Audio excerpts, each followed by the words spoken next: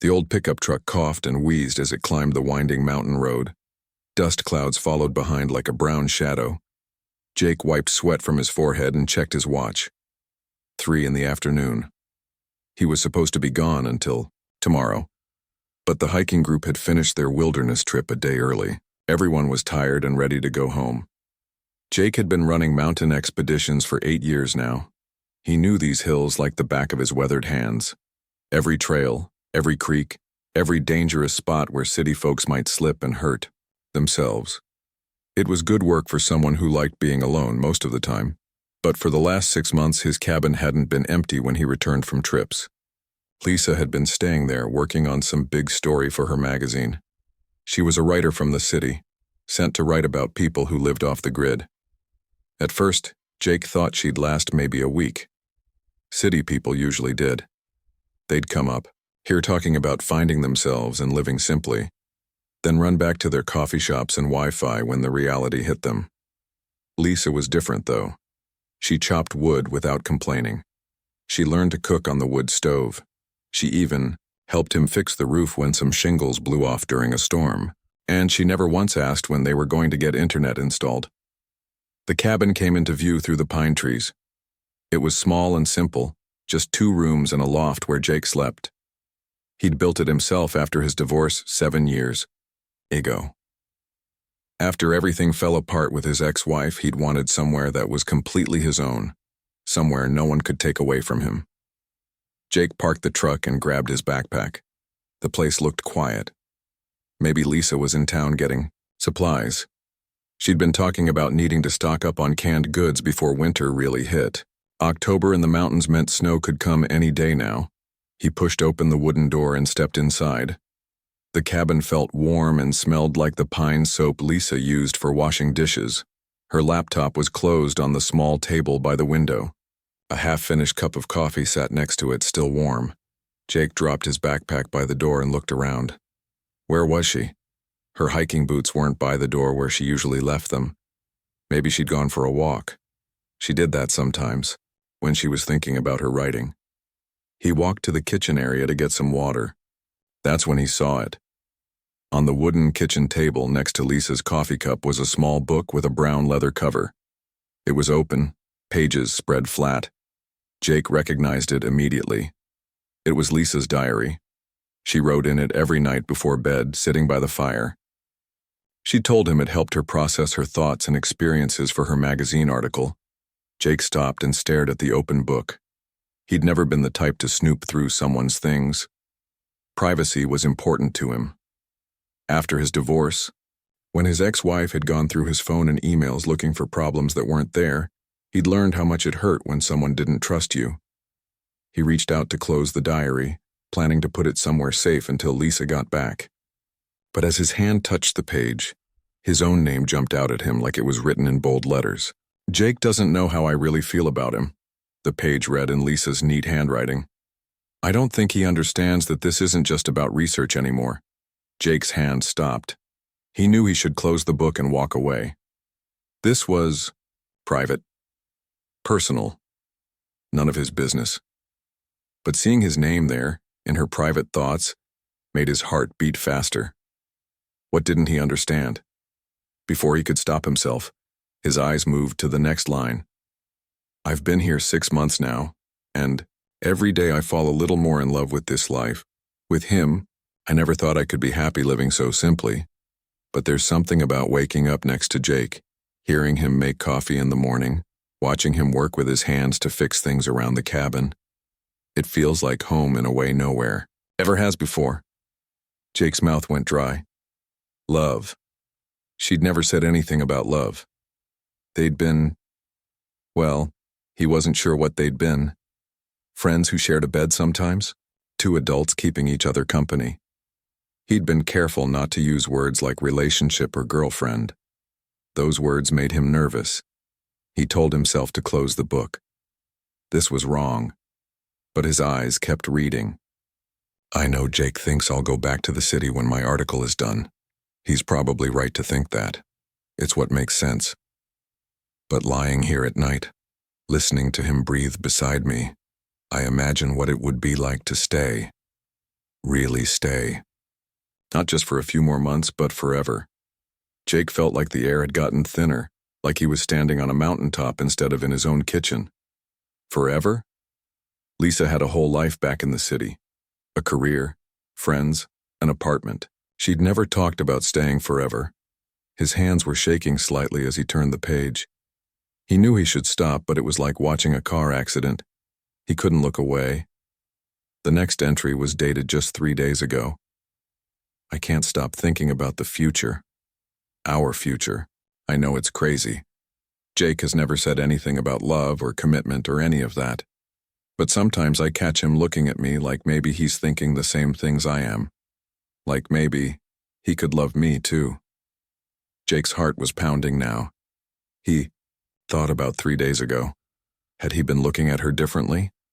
Maybe. She'd been helping him stack firewood for winter, her cheeks pink from the cold air, laughing at something he'd said. For just a moment, watching her there in the golden afternoon light, he'd thought about what it might be like if she never left. But that was just a passing thought, wasn't it? He kept reading. I've been imagining what our life could look like. We could expand the cabin, add another room, maybe 2. Jake's good with his hands. He could build anything we needed. We could have a garden, maybe some chickens, and someday we could have children. Jake's blood turned cold. Children? He'd never wanted kids. Never. His ex-wife had begged him for years to start a family, and he'd always found reasons to wait. The money wasn't right, the timing was bad, he needed to get the business more established first. Really, he just couldn't imagine himself as a father. Kids needed stability, patience, the kind of emotional availability that Jake wasn't sure he had. His eyes found the next paragraph, and what he read there made him grab the edge of the table for support. I can see it so clearly. 3 children, 2 boys and a girl maybe. They'd grow up wild and free up here, learning about nature, learning to be self-sufficient. Jake would teach them to fish and hunt and survive in the wilderness. I'd teach them to read and write and think for themselves. We'd homeschool them, give them a childhood full of adventure instead of screens and schedules. 3 children, she'd imagined their whole family, their whole life together, down to the number of kids and how they'd raise them. Jake felt like he couldn't breathe. This was exactly what his ex-wife had wanted. The family, the settled life, the long-term plans. And when he couldn't give her those things, she'd left him for someone who could, someone who wanted the same dreams she did. He kept reading, unable to stop himself. I know Jake's been hurt before. He doesn't talk about his ex-wife much, but I can tell that relationship left scars. He's so careful now, so guarded. But I think if he knew how I felt, if he understood that I'm not going anywhere, maybe he'd let himself feel the same way. I'm going to tell him soon. When he gets back from this trip, I'm going to be honest about everything, about wanting to stay, about loving him, about the future I see for us. Maybe I'm crazy, but I think he might want the same things. I think he might love me too. Jake slammed the diary shut so hard that Lisa's coffee cup jumped and spilled across the table. His hands were shaking as he stared at the closed book. 3 children, an expanded cabin, homeschooling, a whole life planned out without him knowing anything about it. He thought about Lisa, probably walking in the woods right now, planning what she was going to say to him, planning to tell him she loved him and wanted to spend forever with him and have his babies. The same conversation his ex-wife had tried to have with him for 3 years before she finally gave up and left. Jake walked to the window and looked out at the mountains. These hills had been his escape after everything fell apart. Up here, he didn't have to worry about disappointing anyone or failing to be what someone else needed. He could just be himself, alone and independent. But for 6 months, Lisa had been here, fitting into his life like she belonged, making coffee in the mornings, reading by the fire at night, laughing at his bad jokes. He'd started looking forward to coming home from trips, knowing she'd be there. He'd started thinking of the cabin as theirs instead of just his. And now he knew why. She'd been planning their future together while he wasn't paying attention. She'd been falling in love while he was trying to keep things simple and uncomplicated. The sound of a car engine broke through his thoughts. Jake looked out to see Lisa's rented Jeep coming up the dirt road. She'd be here in 2 minutes. He looked back at the diary on the table, then at the spilled coffee spreading across the wood. He needed to clean that up. He needed to put the diary back where she'd left it. He needed to pretend he'd never seen any of it. But how could he pretend? How could he look at her and not see those words? 3 children. Forever. Love. The Jeep door slammed outside. Lisa's voice called out, "Jake, you're back early." Lisa stared at Jake like he'd just slapped her. The grocery bag slipped from her hands and hit the floor with a soft thud. Apples rolled across the wooden planks. "You read my diary," she said. Her voice was quiet, but Jake could hear the anger building underneath like water behind a dam. "I didn't mean to," Jake said quickly. "It was open on the table. I saw my name and I—" "You what?" Lisa's voice got louder. "You saw your name and decided my private thoughts were your business?" Jake felt heat rising in his chest. "Well, maybe. If you hadn't left it wide open where anyone could see it." "Anyone?" Lisa stepped closer to him. "There's no anyone here, Jake. It's just you and me. And I trusted you to respect my privacy." 3 children, Lisa," Jake's voice cracked. "You're planning our whole future and you never asked me what I wanted." Lisa's face went from red to white and back to red again. "Those were private thoughts, private dreams. I wasn't making plans for us. I was just imagining what it might be like." "It sure sounded like plans to me." Jake picked up the diary and flipped it open, reading from the page. "We could expand the cabin, add another room, maybe 2. That sounds like planning." "Give me that." Lisa lunged for the diary, but Jake held it up out of her reach. "Jake would teach them to fish and hunt." He continued reading. "I'd teach them to read and write. You've got our whole parenting strategy figured out." "Stop it!" Lisa jumped, trying to grab the book. "Stop reading my private words out loud." Jake snapped the diary shut and tossed it onto the couch. "Maybe you should have kept your private words private instead of leaving them out for anyone to find." Lisa stood there breathing hard, her fists clenched at her sides. "I can't believe you're turning this around on me. You're the one who violated my privacy, and now you're acting like I'm the one who did something wrong." "You did do something wrong," Jake shouted. "You've been living in my house, sleeping in my bed, and planning our whole life together without telling me. That's not fair, Lisa. That's not honest." "Honest?" Lisa laughed, but it wasn't a happy sound. "You want to talk about honest? Let's talk about how you've been treating me like some kind of temporary roommate for 6 months while I've been falling in love with you." The word love hung in the air between them like smoke from a fire. Jake felt his stomach twist. "I never asked you to fall in love with me," he said. Lisa flinched like he'd hit her. "No, you didn't. You made that very clear. No commitments, no promises, no future plans. Just 2 adults keeping each other company until I go back to my real life in the city." "That's what this was supposed to be," Jake said. "That's what we agreed on." "We never agreed on anything."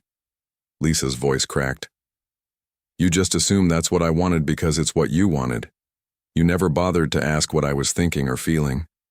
Jake ran his hands through his hair. "Look, I'm sorry you caught feelings, but caught feelings?" Lisa stared at him like he was speaking a foreign language. "Is that what you think this is? Some kind of temporary illness?" "I didn't mean it like that." "Yes, you did." Lisa's voice got quiet again, which somehow felt worse than when she was yelling. "You think I'm just some silly city girl who got confused about what this was? Who got carried away with romantic fantasies?" Jake didn't answer, but his silence was answer enough. Lisa sat down heavily in the old wooden chair by the fire. "You know what the worst part is? I was right about you being hurt by your ex-wife. I could see it from day one. The way you never talked about the future, never made plans more than a week ahead.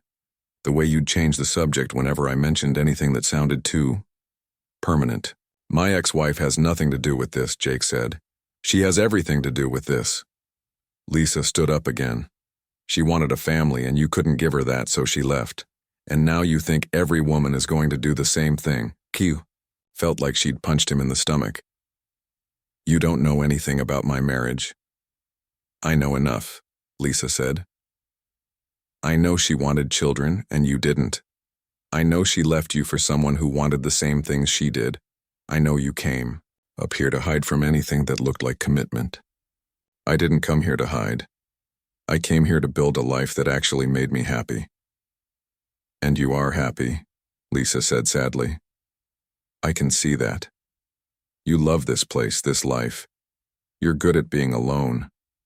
But you're also good at being with me, Jake. We're good together. We could be even better if you'd let us try. Jake shook his head. You read too much into this. We have fun together, sure. The sex is good. We work well as whatever this is. But that doesn't mean we should start planning a family. Lisa's face crumpled for just a second before she got control of herself. Is that all I am to you? Good sex and easy company? Jake wanted to say no. He wanted to tell her that she was more than that coming home to her made his chest feel warm, that he'd started buying 2 cups of coffee instead of 1 without thinking about it, that he'd caught himself planning little surprises for her, like picking wildflowers on his hiking trips or finding interesting rocks to show her. But those things scared him. Those things felt too much like the beginning of something bigger, something that could hurt him again when it ended. I care about you, he said finally, but I can't be what you want me to be. And what do you think I want you to be? A husband, a father, someone who wants the white picket fence and the minivan and the soccer games on Saturday mornings. Lisa stared at him. A minivan? Jake, have you met me? I've been living in a cabin with no Wi-Fi for 6 months. I chop wood and cook on a wood stove. I help you fix the roof. Do I seem like a white picket fence kind of person to you? Jake felt confused. She was right. She wasn't like his ex-wife at all. His ex-wife had hated camping, hated getting dirty, hated anything that didn't come with modern conveniences. Lisa was different, but she still wanted children. She still wanted forever. She still wanted more than he could give. The diary said 3 kids, he said weakly. The diary said a lot of things. It was me dreaming, Jake. Me imagining what a life with you might look like. But I never expected you to read it. I never expected you to take my private dreams and throw them back at me like they were demands. Lisa walked to the window and looked out at the mountains. You want to know the truth? Yes, I want children someday. I want a family. I grew up in foster care, moved from house to house until I aged out of the system at 18. I never had a real home, a real family. So yes, I dream about having that. Jake felt something cold settle in his stomach. Foster care? Surprised? I don't talk about it much because people either feel sorry for me or they assume I'm damaged somehow. But it's part of who I am. It's why having a family matters to me. She turned back to face him. But here's what you don't understand, Jake. What I wrote in that diary wasn't about forcing you into my dream. It was about hoping that maybe, just maybe, you might want to dream with me. Lisa, let me finish. Her voice was steady now, stronger. I wasn't planning to trap you or pressure you or give you an ultimatum. I was planning to tell you how I feel and see if you felt the same way. If you didn't, I was prepared to accept that. And if I said no to the kids thing? Lisa was quiet for a long moment. I don't know, she said finally. Maybe we could have figured it out together. Maybe we could have found a compromise. Maybe I would have realized that having you was more important than having children. Or maybe we would have decided we wanted different things and gone our separate ways. But we'll never know now, will we? Because instead of having that conversation, you read my diary and decided for both of us. Jake felt ashamed. She was right. He had decided for both of them. The moment he'd read those words, he'd panicked and assumed the worst. There's something else, Lisa said quietly. Something I haven't told you. Jake's stomach clenched. What, now? I got a job offer, 3 weeks ago. My dream job, actually. Senior writer position at a major magazine in New York. Good money, great opportunities, everything I've worked for. Jake stared at her. You got a job offer? I turned it down. The words hit Jake like a physical blow. You what? I turned it down. I told them I had commitments here that I couldn't leave. Lisa, that's crazy. You can't turn down your dream job for what? For you? Lisa's eyes filled with tears. Yes, Jake. I turned down my dream job because I thought maybe, just maybe, I'd found something better. I thought maybe I'd found a home with you. Jake felt like the walls of the cabin were closing in on him. She'd turned down her dream job. For him. For a future he'd never promised her. That was stupid, he said, and immediately regretted it. Lisa's face went hard. Yes, it was. Thank you for making that clear. I didn't mean, you know what? You're right. It was stupid.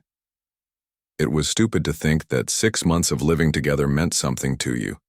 It was stupid to think that the way you look at me sometimes meant you might love me too. It was stupid to turn down a real career for someone who sees me as temporary entertainment. That's not what It's exactly what you said. Lisa was crying now, angry tears streaming down her face. Good sex and easy company, that's what I am to you. Jake wanted to take it back. He wanted to tell her that she was more than that she'd become important to him in ways that scared him. But the fear was stronger than the wanting. The fear that she'd leave anyway. Lisa didn't come back until after dark. Jake had spent the afternoon cleaning up the spilled coffee and putting away the groceries she'd dropped. He'd also made dinner, nothing fancy, just beans and rice with some of the vegetables from her shopping trip. It seemed like the least he could do, but when she walked through the door, she barely looked at him. Her eyes were red and swollen, and pine needles stuck to her jacket like she'd been sitting on the ground somewhere in the woods. I made dinner, Jake said quietly. Thanks, but I'm not hungry. Lisa's voice was flat, emotionless. It was worse than when she'd been yelling at him. She walked straight to the loft ladder and climbed up to where they'd been sleeping together for the past 6 months. Jake heard her moving around up there, opening drawers and closing them again. After a few minutes, she came back down carrying her big duffel bag, the one she'd arrived with when she first came to research her story. What are you doing? Jake asked, though he already knew. Packing. Lisa set the bag on the couch and started folding her clothes into it. I called the magazine while I was out. The job's still available. They want me to start Monday. Jake felt his stomach drop. Lisa, you don't have to rush into anything. We can figure this out. She looked at him like he was a stranger. What's to figure out, Jake? You made it clear where you stand. No future, no promises, no hope for anything more. That's not what I want from my life. But what about your article? You haven't finished it yet?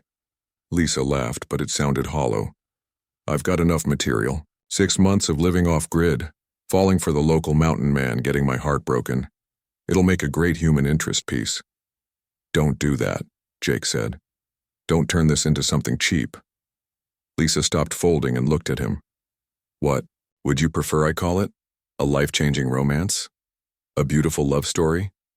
Because that's not how it's ending, is it? Jake didn't have an answer for that. They spent the next 3 days living in the same small space but barely speaking. Jake would wake up early and make coffee for 2 out of habit, then remember that Lisa wasn't talking to him and feel stupid. She'd come down from the loft, pour herself a cup and drink it standing by the window looking out at the mountains. Jake tried to keep busy. He cleaned the gutters, fixed a loose board on the porch, organized his tools in the shed. Anything to keep his hands moving and his mind off the way Lisa moved around the cabin like a ghost of herself.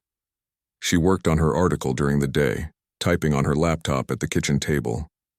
Sometimes Jake would catch glimpses of what she was writing when he walked past. He saw phrases like, "The isolation can be intoxicating," and "the danger of mistaking temporary escape for permanent solution." He wondered if she was writing about him or about herself. At night, she'd pack more of her things. She was methodical about it, sorting through 6 months of accumulated belongings. Things she'd bought in town, books she'd borrowed from his small collection, clothes that had gotten mixed up with his in the laundry. On the second day, Jake found her in the kitchen staring at the coffee maker. "I bought this," she said without looking at him. That first week I was here. Your old one was held together with duct tape and prayers. Jake remembered. She'd driven to town and come back with groceries and a new coffee maker, acting like it was no big deal. Just something we needed, she'd said. We, not you. We. Keep it, he said now. Lisa shook her head. Where I'm going, I'll have a Starbucks on every corner. I won't need a coffee maker. She unplugged it and put it in a box with some other kitchen things she'd bought. A good set of knives, a cutting board that didn't have knife marks carved into it like scars, dish towels that actually absorbed water. Jake realized she'd been slowly making his cabin more livable without him even noticing, not changing it exactly, but making it better, more comfortable, more like a home instead of just a place to sleep between wilderness expeditions. Lisa, he started to say, but she cut him off. Don't. Just don't. On the third day, Jake came, back from a supply run to town to find Lisa sitting on the porch steps with a cardboard box next to her. The box was full of photographs. I found these, she said, holding up a picture. I didn't know you kept photos. Jake sat down next to her, careful to leave space between them. The photo in her hands was from his marriage. Him and his ex-wife, at some friend's wedding, both of them smiling and dressed up. They looked happy. They had been happy at least some of the time. Why did you keep them? Lisa asked. If it ended so badly, why keep the pictures? Jake took the photo from her and studied it. I guess I wanted to remember that it wasn't all bad, that for a while at least we were good together. Lisa nodded like she understood. What was her name? Rebecca. Jake hadn't said his ex-wife's name out loud in years. It felt strange in his mouth. What happened? I mean, I know she wanted kids and you didn't, but what really happened? Jake was quiet for a long time. He'd never told anyone the whole story. Not even his friends back in town knew all the details. She was a planner, he said finally. Rebecca had our whole life mapped out from our second date. Where we'd live, what kind of house we'd buy, when we'd get married, when we'd have kids. She had it all figured out. Lisa was looking at more photos now. Jake and Rebecca at Christmas, at the beach, hiking in the mountains before Jake had built his cabin. At first I liked that about her, Jake continued. I'd never been with someone who was so sure about what they wanted. It felt safe, I guess. Like she'd take care of the future, and I could just focus on the present. But then, the future kept getting closer, and I realized I didn't want the same thing she did. The suburban house, the 9-to-5 job, the minivan full of kids going to soccer practice. Every time she'd bring up the next step in her plan, I'd find a reason to wait. Not yet, I'd say. Let's wait until we have more money saved. Let's wait until I get that promotion. Let's wait until we can afford a bigger place. Lisa was quiet, but Jake could feel her listening. She was patient for a long time. 3 years of patience. But eventually she realized I wasn't waiting for the right time. I was just waiting, hoping she'd change her mind about what she wanted. And she didn't. No. She met someone at work. A guy who talked about the future the same way she did. Someone who got excited about baby names and school districts and family vacations. Jake's voice got quiet. Someone who wanted the same life she did. Lisa set the box of photos aside. So she left. She left. Took half our stuff and moved in with him. They were married 6 months later, had their first kid a year after that. You ever wonder what would have happened if you'd just tried? If you'd said yes to the house and the kids and all of it? Jake shrugged. I'd probably be divorced anyway. You can't force yourself to want something just because the person you love wants it. Eventually, the resentment builds up and everything falls apart. They sat in silence for a while, watching the sun get lower behind the pine trees. Is that what you think would happen with us? Lisa asked finally. Resentment and falling apart? Jake looked at her profile, the way the fading light caught in her hair. I don't know. Maybe. Probably. Lisa nodded like she'd expected that answer. At least you're honest about it. I'm trying to be. That night, Lisa slept on the couch. She said she wanted to get used to sleeping alone again before she went back to the city.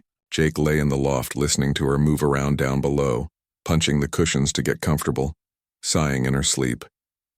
He thought about going down to her, about telling her he was sorry for reading her diary, sorry for panicking, sorry for not being brave enough to try. But every time he started to get up, he remembered Rebecca's face when she'd finally given up on him. The disappointment and hurt and anger all mixed together. He couldn't do that to Lisa. He couldn't let her hope for something he wasn't sure he could give her, then disappoint her later when it turned out he was right about himself all along. The next morning, Jake woke up to the sound of Lisa's car engine starting. He looked out the loft window and saw her loading the last of her boxes into the back of the rented Jeep. He climbed down the ladder and went outside. Lisa was wearing her city clothes again, nice jeans and a sweater that probably cost more than Jake spent on groceries in a month. She looked like herself again, but also like a stranger. "You're leaving now?" he asked. "My flight's at noon. I need to return the rental car and get to the airport." Jake nodded. He'd known this moment was coming, but it still felt sudden. Final. "Lisa," he started to say, but she shook her head. "Don't make this harder than it already is," she said. She got in the car, then rolled down the window. "For what it's worth, Jake, these were the best 6 months of my life, even with how they're ending." Jake wanted to tell her they were the best 6 months of his life too, that the cabin had felt empty without her even before she'd left it, that he'd started thinking of them as a team somewhere along the way, without realizing it was happening. But those words felt too much like the beginning of a conversation that would end with promises he wasn't sure he could keep. "Take care of yourself," he said instead. Lisa smiled sadly. "You too." She rolled up the window and drove away, dust trailing behind her Jeep like a brown cloud. Jake stood in the driveway until the sound of her engine faded completely, swallowed up by the vast quiet of the mountains. The first week after Lisa left, Jake told himself he was relieved. No more walking on eggshells around someone else's feelings. No more worrying about saying the wrong thing or disappointing someone. No more complicated emotions cluttering up his simple mountain life. He could eat whatever he wanted for dinner, beans and rice every night if he felt like it. He could leave his clothes wherever he dropped them. He could go to bed at 8 o'clock or stay up until midnight reading without considering anyone else's schedule. This was what he'd wanted, wasn't it? This was why he'd built his cabin in the middle of nowhere. To be alone. To be free.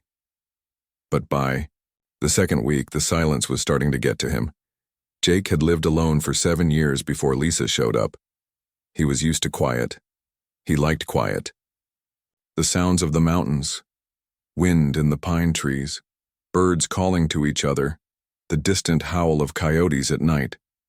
Those were the sounds that made him feel peaceful. But now the quiet felt different. It felt empty instead of peaceful.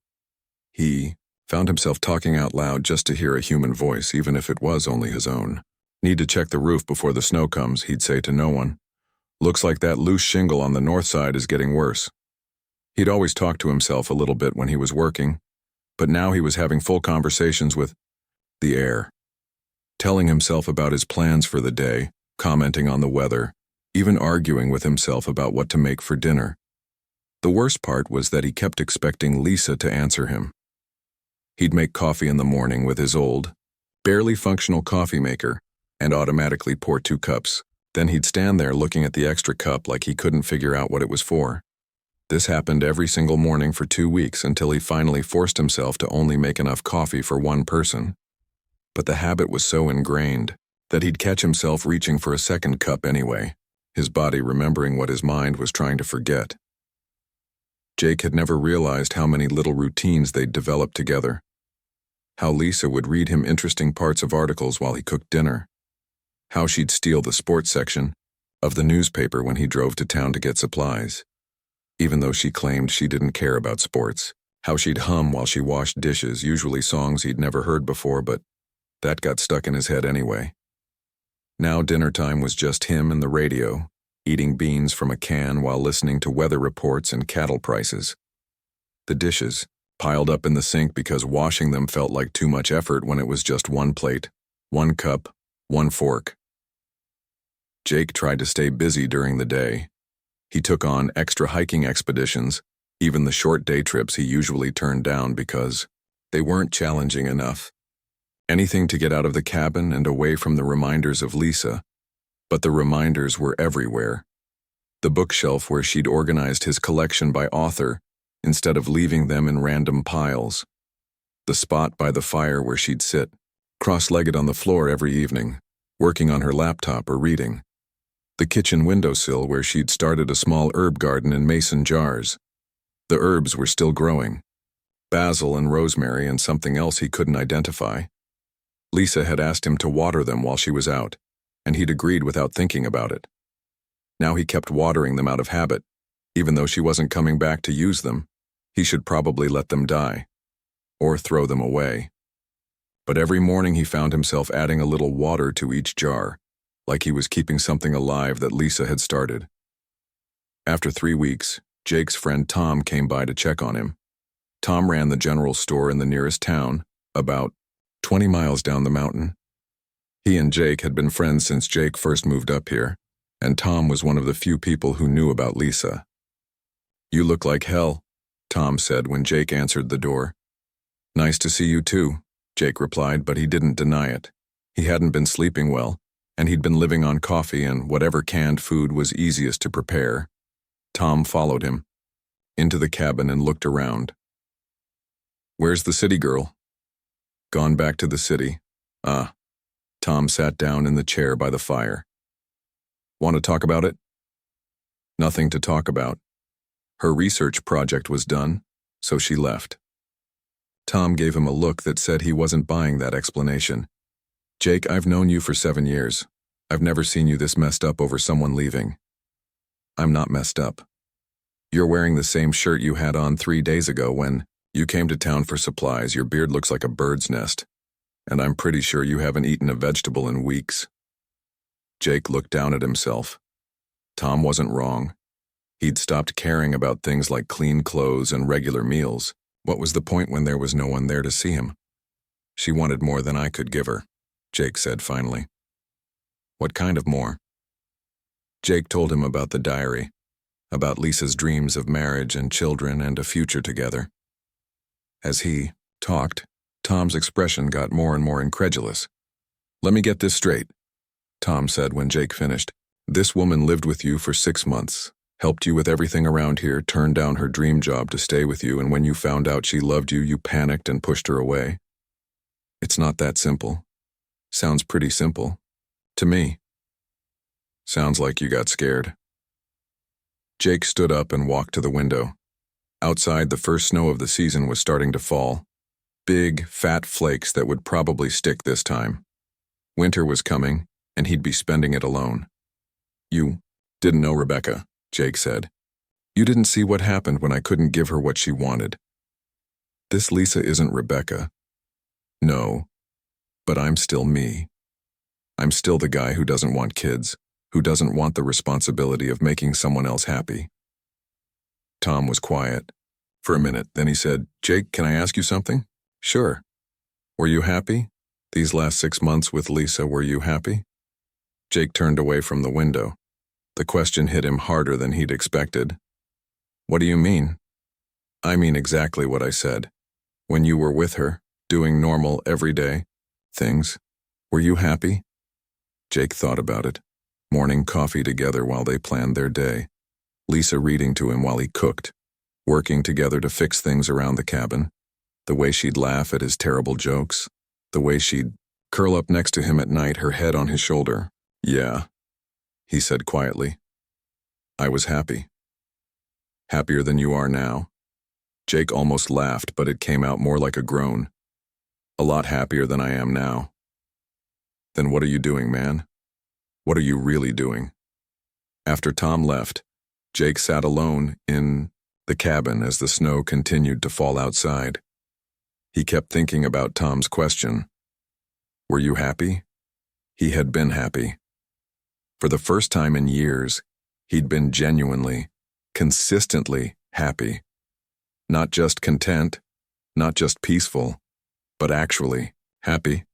Looking forward to things, excited about small everyday moments, and he'd thrown it away because he was scared. Jake went up to the loft and pulled out a box from under his bed. It was full of things from his marriage, photos, letters, wedding gifts he'd never known what to do with. He'd brought the box with him when he moved to the mountains, but he'd never opened it, never looked through it. Now he spread the contents out on his bed and really looked at them for the first time in years. There was a letter Rebecca had written him on their first anniversary. "I love building this life with you," it said. "I can't wait to see what we create together in the years ahead." There were photos from their honeymoon, both of them grinning and sunburned on a beach somewhere. They looked young and optimistic, and completely sure that their love could overcome anything. There was a Christmas ornament they'd bought together their second year of marriage. A little house with "Our First Home" painted on it in gold letters. Rebecca had been so excited about it, talking about how they'd use it on their tree every year for the rest of their lives. Jake held the ornament up to the light. Such a small thing, but it represented everything Rebecca had wanted: tradition, continuity, a future that stretched out in front of them like a promise. He'd never understood why those things mattered so much to her. He'd lived his whole adult life from day to day, never planning more than a few weeks ahead. The idea of making promises about decades in the future had felt overwhelming and impossible. But looking at these reminders now, Jake realized something he'd never seen before. Rebecca hadn't been trying to trap him or control him. She'd been trying to build something with him. She'd been trying to create a life that would make them both happy, and he'd been so focused on his own fear of commitment that he'd never really listened to what she was offering, the same way he'd never really listened to what Lisa was offering. Jake thought about Lisa's diary, about the dreams she'd written down.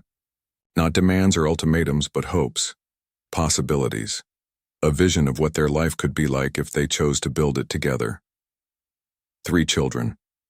Not because she was trying to trap him, but because she'd grown up in foster care and wanted to give kids the stable, loving home she'd never had.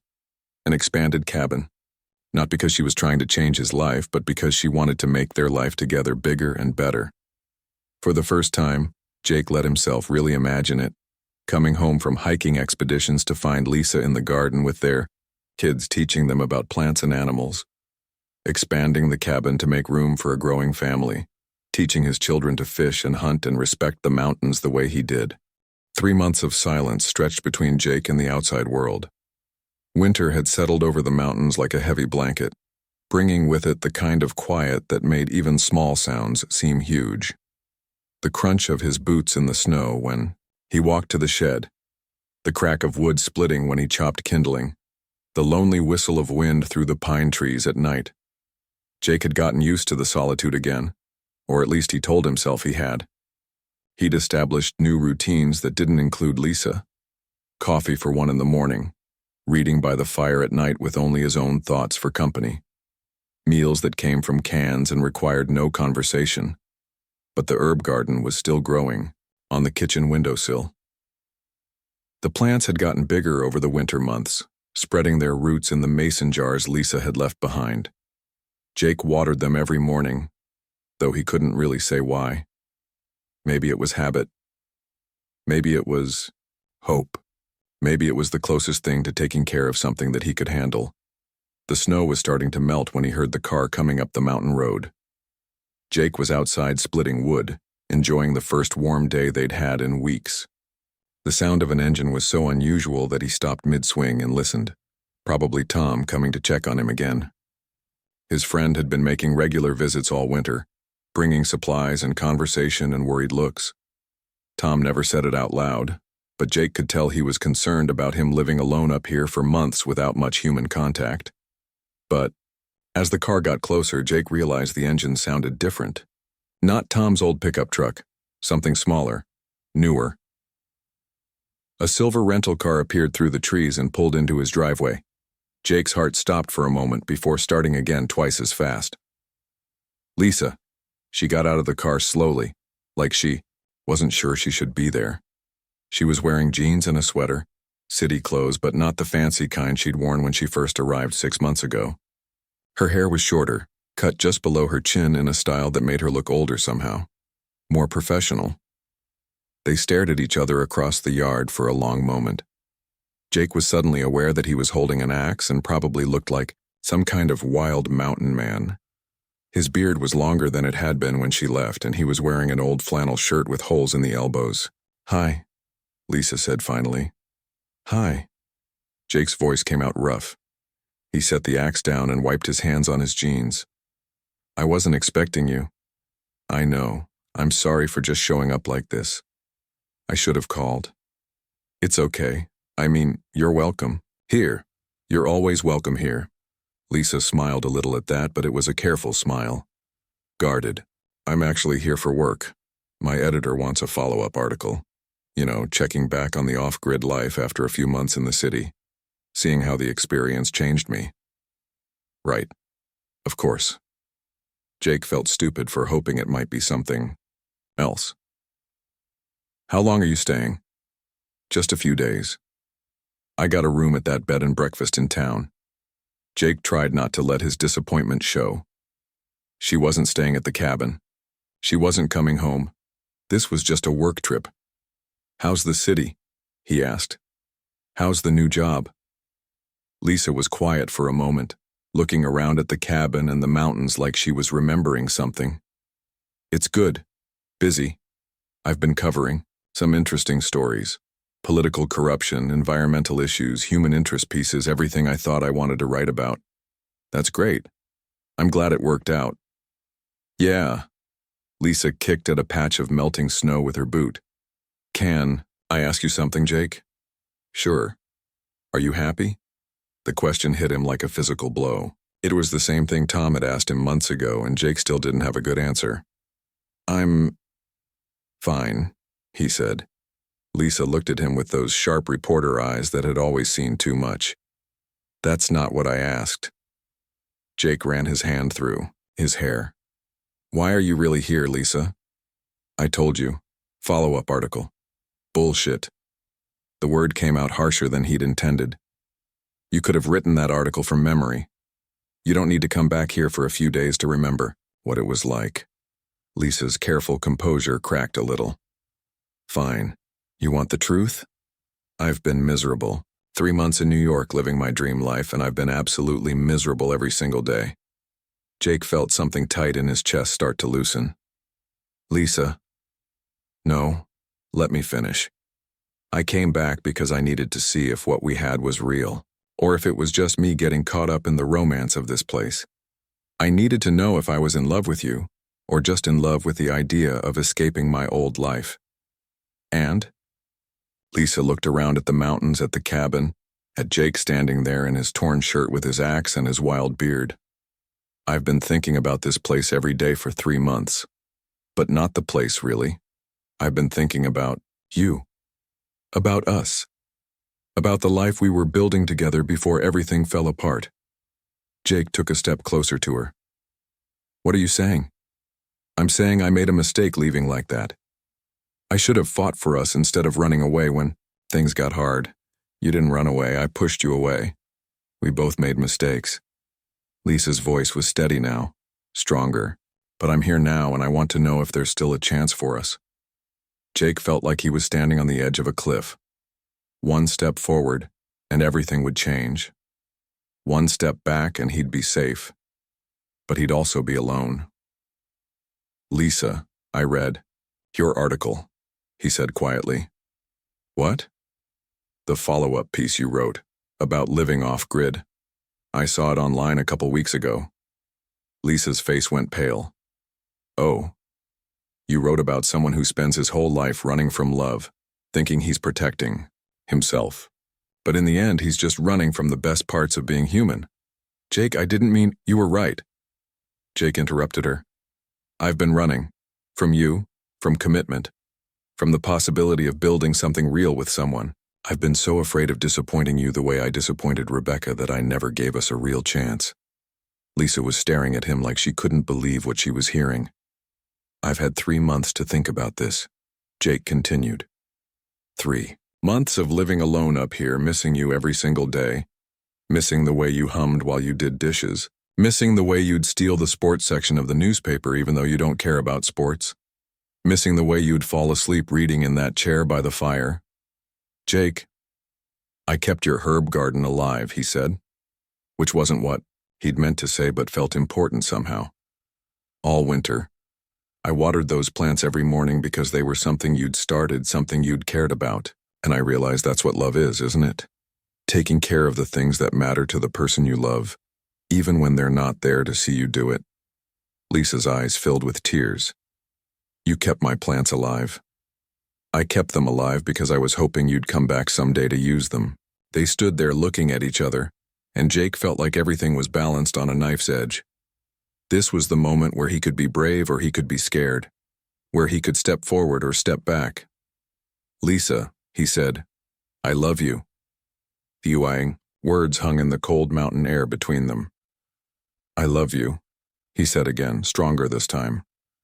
I love the way you made this place feel like home. I love how you never complained about the lack of Wi-Fi or the wood stove or the way the roof leaks when it rains hard.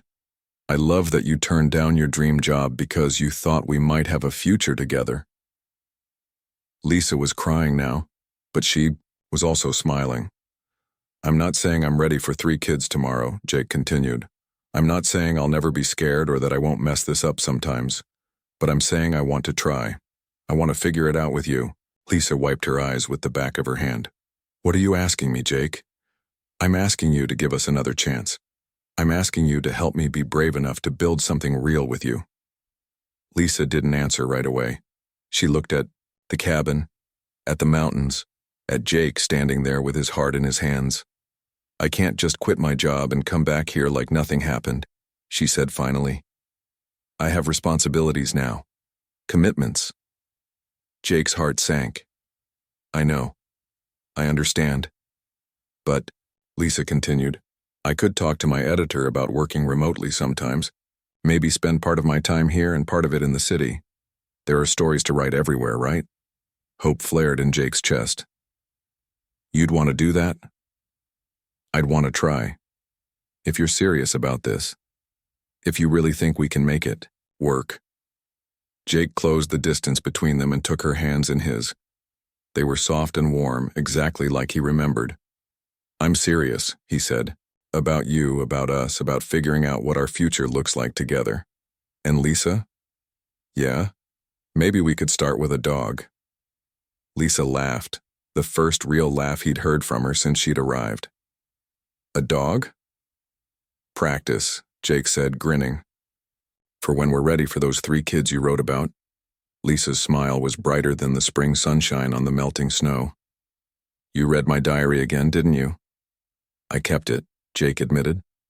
I kept it because even though it scared the hell out of me, it was also the most beautiful thing anyone had ever written about loving me. Lisa stood on her toes and kissed him, and Jake felt like he was coming alive again after 3 months of just existing. When they broke apart, Lisa looked up at the cabin.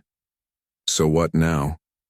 Now we go inside and I make you coffee with that terrible old coffee maker and we start figuring out how to build the life we both want. Together. Together.